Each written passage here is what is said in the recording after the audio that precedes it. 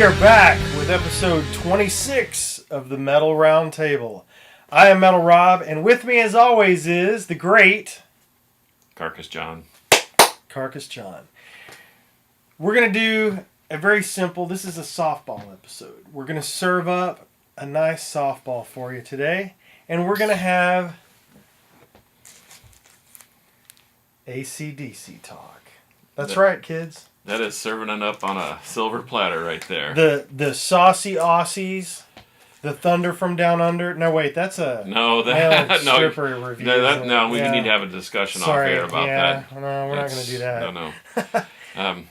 Anyway, I already know what half the audience is going to say. Bon Scott rules, Brian Johnson sucks, I'm not going to buy any more. Or, I love all AC/DC. Yep. They're all good. Yep. There. And we can say, and we're done. Click. No, we talked about these dudes back in our first episode about what got us into metal. And I told the story of Back in Black and all that. So we'll start at the beginning, which is here, yes? That's not the very, very beginning. I don't know. No, but that's a good one. Huh. That's like the third or fourth one. So, full disclosure, I'm not the biggest Bon Scott fan. I'm not gonna lie to you. I knew Let There Be Rock, you know. I knew Big Balls. I knew Dirty Deeds. It wasn't my thing, man. I got the rawness of the band. Obviously, gosh, there's so many. There's Let There Be Rock. There's High Voltage. There's Power Age. There's, gosh, a million Bon Scott records. I think there's 7 or 8, but yeah. What's your Bon Scott? Well, I'm sorry. I'm going to have to agree with you. Bon Scott's great. It's kind of like it's the same people that love Dirty Deeds are the same people that think that Exodus Bonded by Blood is the only Exodus record you should buy. Right. And I have to disagree with them. Say what you want.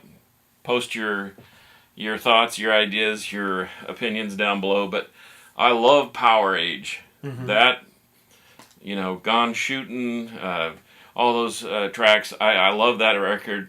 Love the vibe. Love everything about it. Dirty Deeds is way down the list for me. I mean, to fast forward to the Brian Johnson era, mm-hmm. I even like Snowballed and Who Made Who and Flick of the Switch and Fly on the Wall better than I like Dirty Deeds. So yeah, I'm not your typical AC/DC fan. I love the band though. Yeah, I get the raw energy. I get the dirty rock and roll, almost jangly rock and roll, edgy thing that Bon Scott brought to the band. I totally get it. It just wasn't my favorite.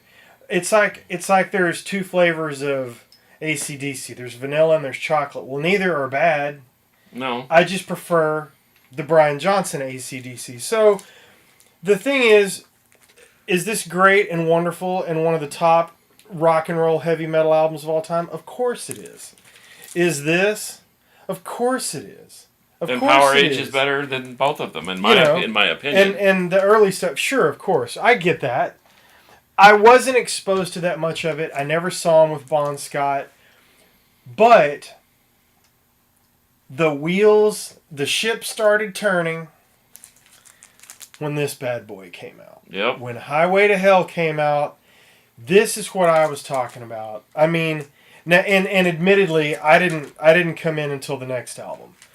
But what was happening is, it was getting a little darker, it was getting a little heavier, a little more evil sounding, and this thing just crushes. Admittedly, I went backwards on this, like I did on a lot of bands and a lot of albums. What do you think about this? Oh, I love that record. And I think that's the best Bon Scott record. Now, that I agree with. I mean, dude, Highway to Hell, Girls Got Rhythm, Walk All Over You, amazing. Touch Too Much, Night Prowler. Shot Down in Flames, are you kidding me? Night Prowler, that's creepy. If You Want Blood, I mean... You got it. The holy trinity of AC/DC albums, in my opinion, and argue with me all you want, it's all good, man. I want to know what you think, especially about the early stuff. We'll get into later stuff in a minute. Here's the holy trinity of AC/DC records as far as I'm concerned. Highway to Hell, Back in Black, For Those About to Rock. To me, that's the holy trinity. Yes, stand up and salute. Awesome, great, dark, evil, really cool. I love Angus's, character in the schoolboy outfit and the devil horns and the whole bit. It was awesome that he was doing that from the beginning. I love the skipping around the stage guitar. They had a bit, and his bit is freaking amazing from day one. But dude, this is where it changed. And for me personally, there's a reason this thing sold something like 15 million copies or I something. think it's like 40 million. Oh. It's something insane. 40, 50 million. I don't know. Something insane. So the songs were written, and I hope I get the story right. My understanding is the songs were written mostly while Bon Scott was alive, but there were no recordings with him. And I think Brian Johnson came in and they finished up everything. I need to go back and read, but this guy right here, this is a perfect album. Every song is good. Every note of this album is great. And it's a tribute to Bon Scott, And when that bell tolls, when you put this record on and that needle drops and that bell hits, dude, You're done. You're done. And you're in for a treat the likes of which you just don't get anymore, in my opinion, with a lot of new bands. You can only discover something for the first time once, obviously. And when I discovered this, it changed everything. So dark, so heavy, so catchy. What say you? Every song is a hook, basically. Well, it's one thing to replace a singer because he's a douche, or he's not happy with the direction of the band. Musical differences. Yeah, but it's another thing to replace him when your previous superstar, rock star, metal god, hard rock singer, because you want to be a rock and roll singer. Yep. You want to be in a rock and roll band. When he passes away, that's a whole different story, and we've had that happen here locally with the Bruce Corbett thing and the War Beast. Do you move on without him, or do you just call it a night and say we're done? Now, I think that what they did was impressive in that that was a tribute record to Bon. All the songs are great. I totally agree with you 100%. And for basically a comeback record, so to speak, because they just lost their voice, is probably the greatest changeover in rock and roll history. I agree. And I think that they didn't expect the kind of success it was met with. Right. And then that led to that. Yeah. And then it led to the next and to the next because people gravitated to the vibe of the music. Right. Despite the fact that their hero had assumed room temperature and he was gone. Right. Well, like I said, this is what got me into them. For Those About to Rock kept me into them. I remember seeing people with these concert shirts like crazy when this tour was happening. I remember people coming to school with the freaking cannon on their shirt. I was like, man, this thing is huge. Well, my buddy turned me on to this one. I remember I have a very specific memory of standing on the playground listening to Let's Get It Up and Inject the Venom. I have no idea. Did I borrow somebody's tape? I don't know, but I have a very vivid memory of that in like junior high or something. The Cannons, the songs on this thing, the Cannons live are just amazing. If you've never seen it, man, you've missed something. It's just awesome. I felt like it 82, 83? 81, I think. 81. think I can read that without my glasses. 81. Yeah, Okay. so Back in Black 80. 80. For those about to rock, 81. Now, I don't have a ton of other AC/DC after that, and you can get into the argument about, David Lee Roth or Van Halen. Well, obviously David Lee Roth didn't pass away, and I don't know how much Bon's death had on the impact of album sales later, but the fact is Brian Johnson filled the shoes, and which AC/DC is better? Well, is it the Bon Scott AC/DC because that's for the purist, or is it for the AC/DC that took off and sold tens of millions of albums after Brian Johnson joined the band? It's a flip of the coin. Which one, Or a flick of the switch. or or a flip. if you want to get right down to it. I see what you did there. Yeah. So they kind of lost me after Flick of the Switch. Flick of the Switch was good, and then you get, Fly on the Wall and Razor's Edge, and they churn out the same album over and over, which is fine. Motorhead did that. You always know what you're going to get with AC/DC. It's right. They've got a formula. They stick with it. I don't have any problem with that. Gosh, who made who? I mean, all those records are cool. It got a little repetitive for me. I thought Black Ice was a pretty good comeback record. Stiff Upper Lip prior to that was excellent. Yeah. That I was think. pretty good. I saw them on that tour. It was really cool to see them, finally see them on the Black Ice tour. And it was fun, man. It was really cool. The Axl Rose thing, I didn't buy it. Oh, gosh, no. At all. No live shows, no nothing. I'm glad they didn't record it. They didn't put out a record, I don't think. No, they didn't. No, they put out. There's plenty of bootleg recordings of it, but we have a common a common friend that was actually playing in a prominent AC/DC tribute band, and he had mentioned that they had actually gone to Atlanta. And if anybody was going to take over for Bon or for Brian Johnson, it would have been this guy, and I'm probably not at liberty to say, so I won't.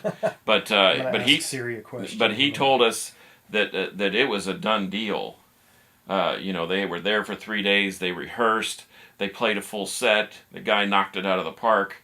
He was able to gesticulate between Brian Johnson and Bon Scott and intertwine all the songs, and he thought it was a done deal. And gesticulate. Yeah, you like that. You're doing great. Learn a new word every day, kids. Yes. You'll be better off for it. But anyway, he said it was a done deal.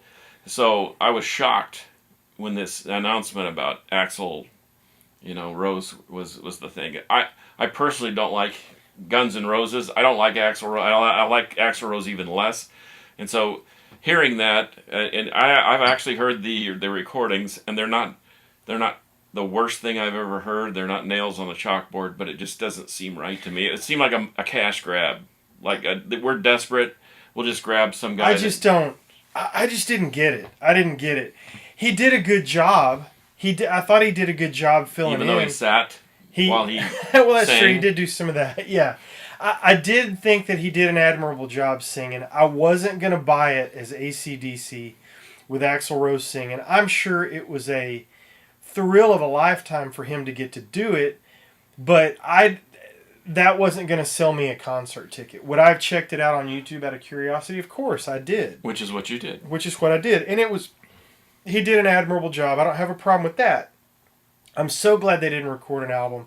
And what I'm really stoked about is the pictures that have leaked out of Brian Johnson and Phil Rudd. Phil Rudd's had a little shaky, But I'm glad that those dudes are back together. I want them to tour. I want them to record. But to me, I know that Brian Johnson is the replacement singer, but I got no interest in AC/DC if, obviously, Bon Scott cannot be there. That's an impossibility. But if it's not Brian Johnson, who was in the band for, 36 years? Yeah. Then I'm kind of out. I don't want to hear Axl Rose. There is a point of no return, and I feel like they've reached that as far as being AC/DC without Brian Johnson. Let's see what Siri knows. I was gonna say that How many albums did AC/DC's Back in Black album sell?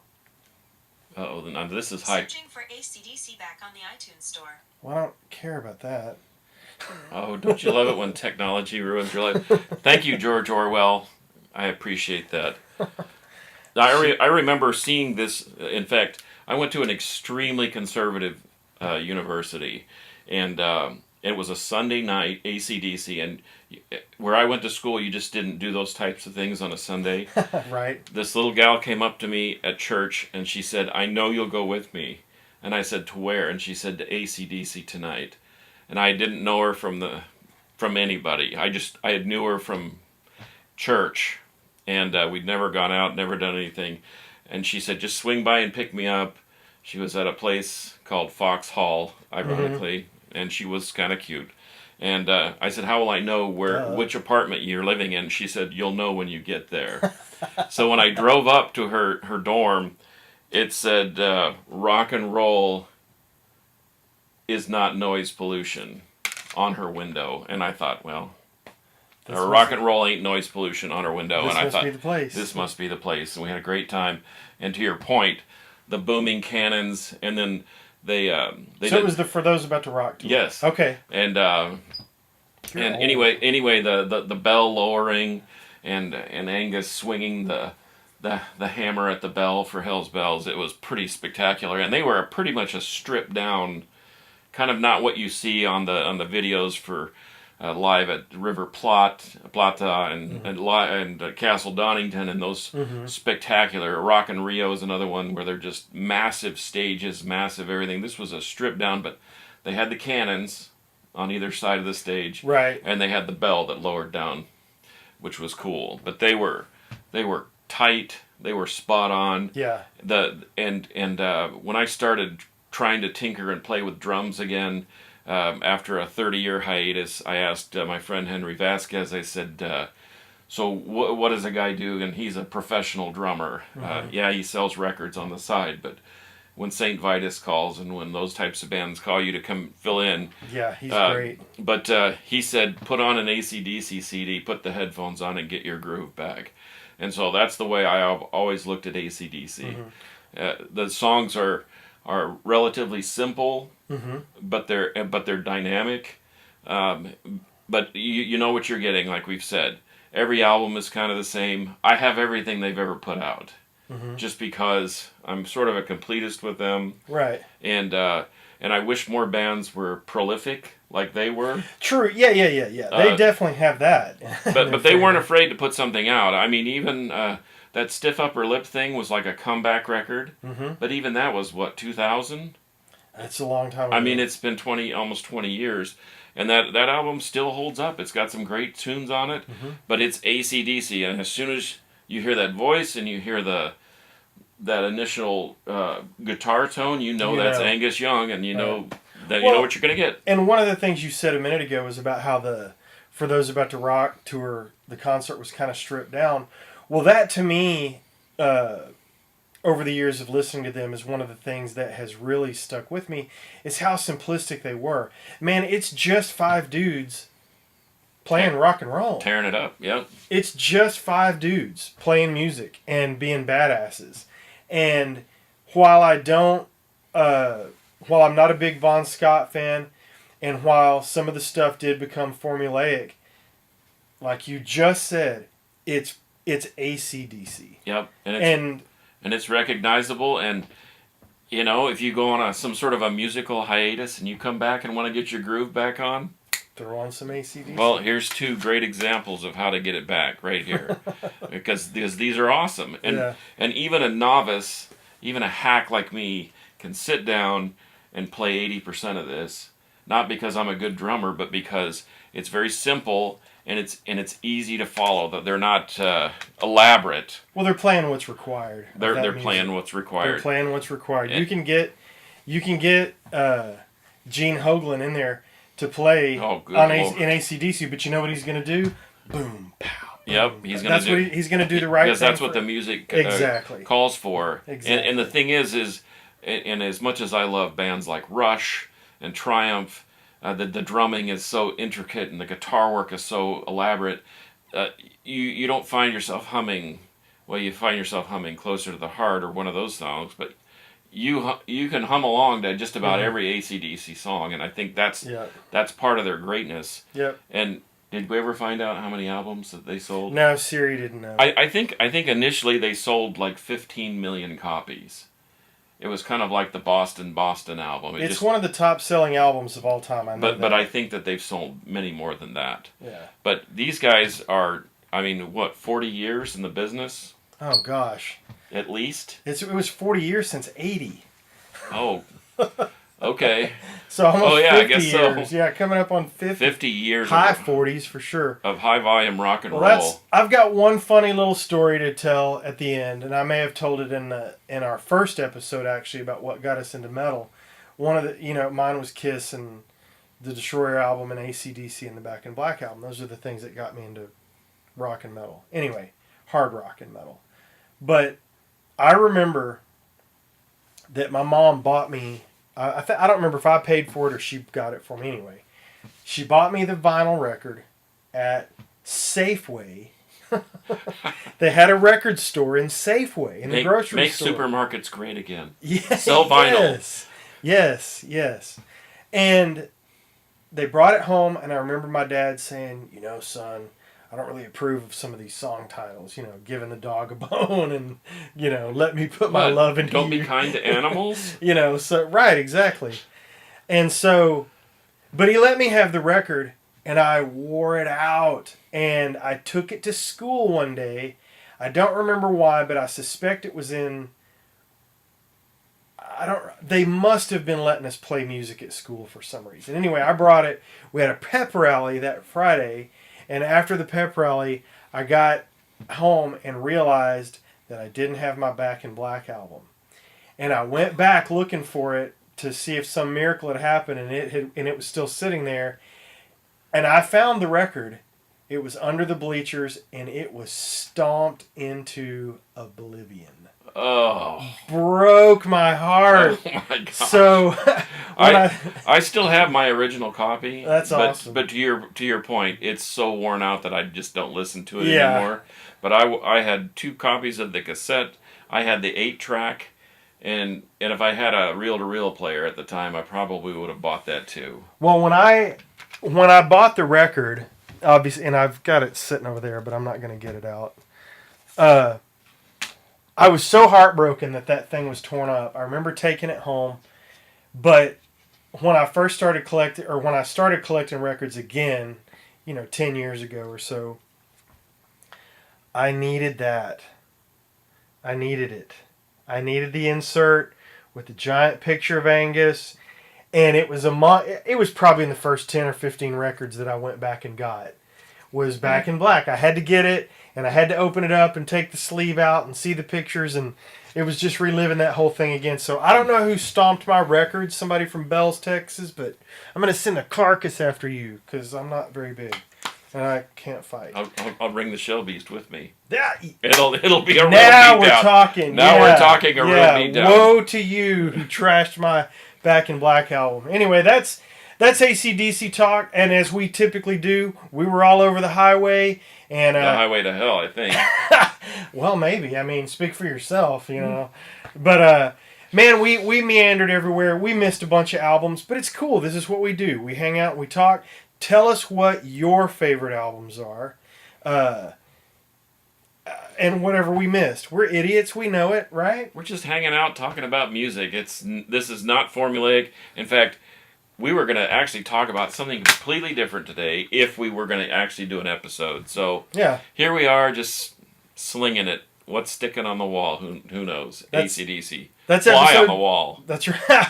Man, you have got jokes today. Well, We are living on the razor's edge with this that's one. right. Don't get me snowballed now. That's That's not, oh boy. you're gonna- This is getting worse. I know by it's a real second. ball breaker, right?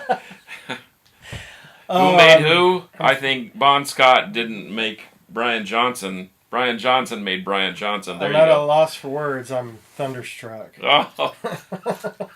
Okay, we better stop. That was episode 26. I think people are throwing things at their screen now. Yes.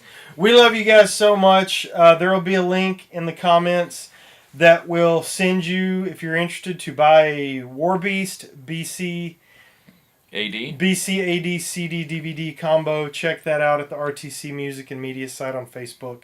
And until next time, Metal will prevail. I think it's almost 50 million albums. 50 million? Yeah, we'll see. That's a lot. Bye.